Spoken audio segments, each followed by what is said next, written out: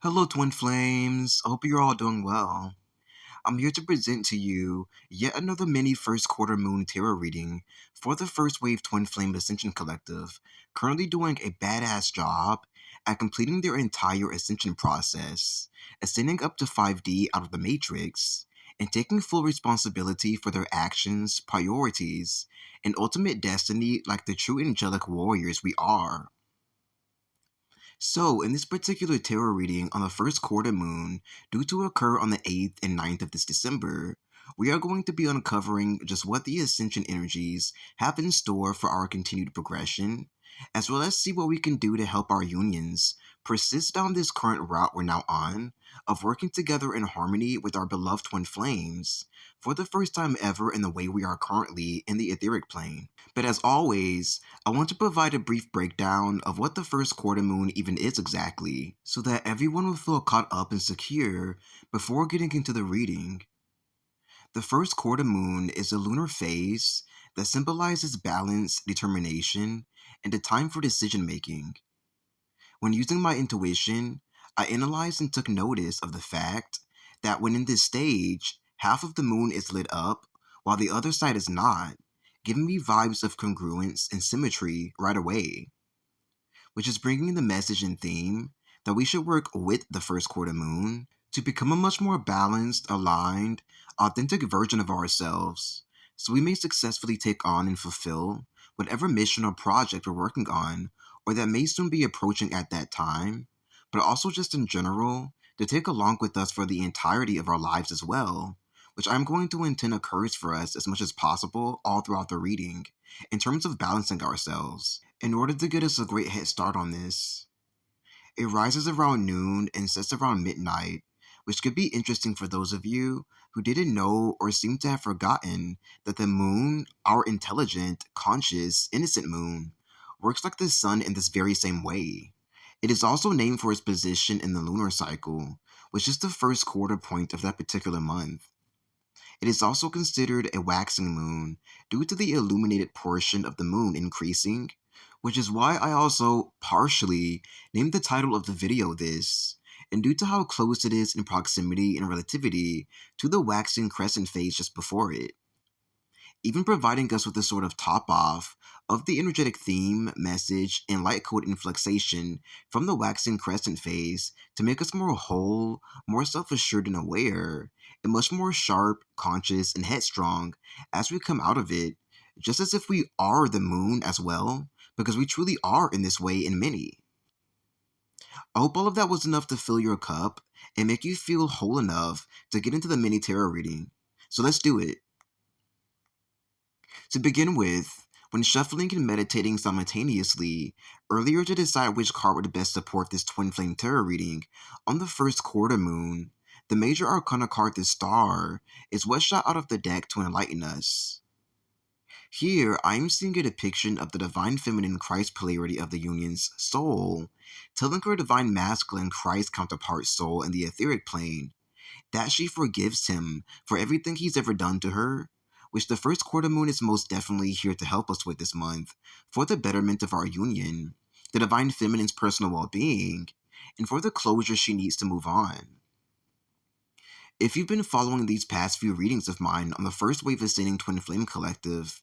then you already know by now what I mean by this state of forgiveness the divine feminine is coming into, all caused and triggered by the neglectful past actions of the divine masculine Christ and their distorted behavior, which is why I also call them the distorted divine masculine Christ in the meantime, until they are completely cleansed and rid of the beast code they've been following, addicted to, and choosing to worship over just being with us, being present with us instead.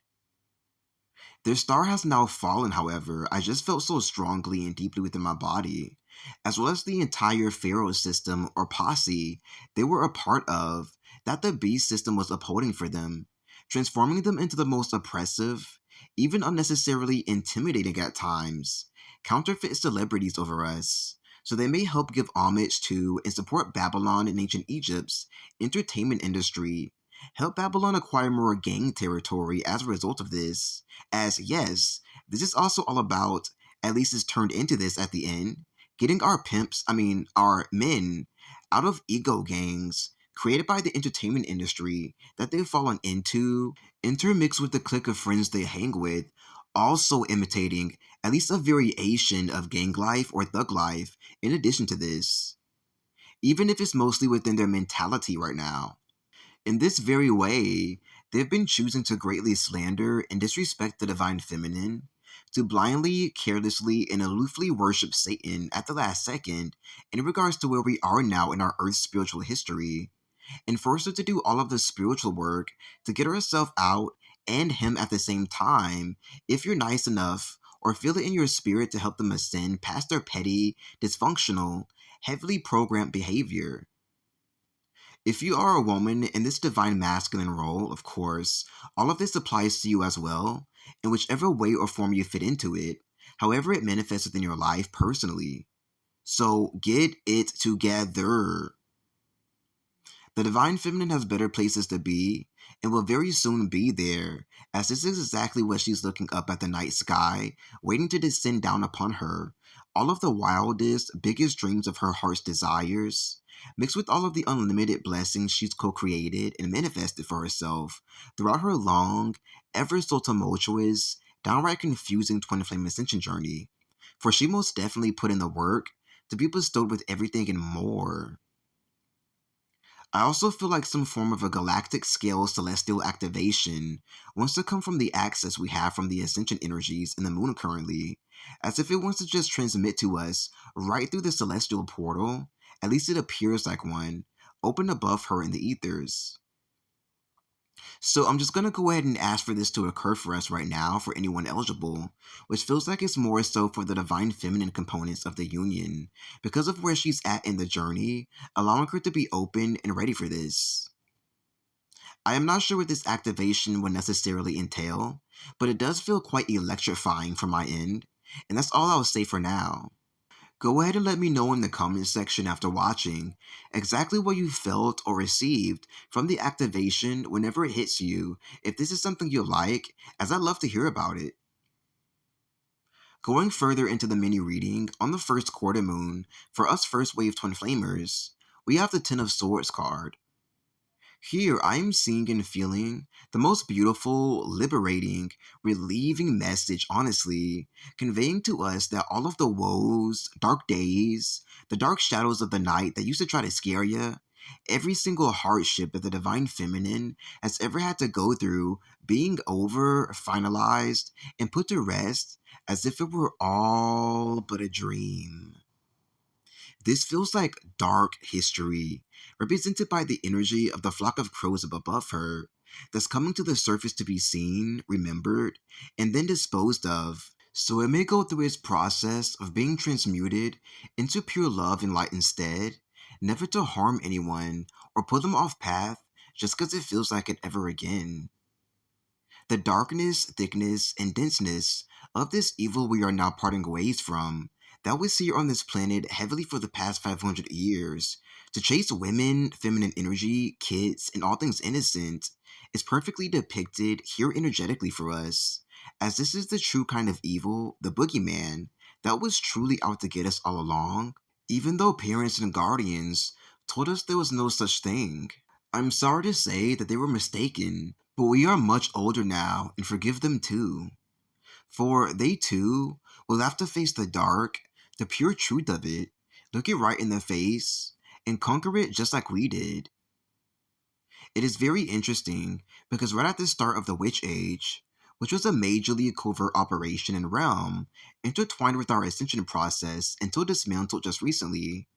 I would see the hugest flocks of buzzards, which is what these crows also feel like, who would carry the energy of death, the end times, or the apocalypse very strongly along with them every time they flew over my place of residence or within the neighborhood. For a whole period, these buzzards would fly all around my location due to roadkill, dead animals of any sort, who knows in my neighborhood, repetitively dying during this time frame where the apocalypse, witch age, dark age frequencies and theme was a lot stronger. And whenever they did, It will come with this huge death and decay frequency, an entire energetic theme, truly, with the vibes that our chosen 144 twin flame tribe of lost and stolen Hebrew Israelites are in the thick and at the bottom of the spiritual warfare between light and dark, good versus evil. No signs or chances of ever seeing the light of day ever again. However, now that this spiritual war in etheric World War III has finally concluded and the Lion Tribe of Judah, Sisterhood of the Rose, has madly dominated Beelzebub's covert agenda, this debt and burden of suffering from the darkest energy attacks and having your once incredibly bright reality capped with the muckiest pollution to clean and sift through has now completely ended and shifted to Babylon's end to stress out about and suffer from in full instead. And you best believe me, they are getting the real thing. The crows, buzzards, and vultures are now our friends, guys, and they don't like the witch age that capped over and dared to threaten their kingdom and heavenly realms either, which is why we in the our animal kingdom, our family, will be utilizing our divine authority to exact proper, sweet revenge on their side, which there shouldn't even be anyway, right now while we can. And it is done.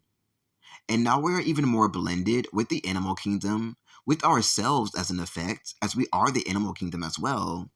more sure of ourselves, of who we are, and have just the primordial power we need to finish the rest of this mission and take it with us into the future, as well as just to get through the rest of the week as well. Making this first quarter moon tarot reading a success in terms of the balancing we've just acquired together. And that concludes this Twin Flame Ascension Energies tarot reading regarding the first quarter moon phase, soon approaching this December 8th and 9th. Thank you so much for your participation. I hope that you received all of the help, insight, and upgrades you needed throughout. Subscribe if you feel you receive a lot from these videos of mine. Comment down below if you have any questions or would love to chat about what you've gathered here today. Donate to my PayPal if you feel you'd love to commune and say thanks. And I'll be back here with more enlightening videos for the First Wave Twin Flame Starseed Collective in the very near future. Bye for now.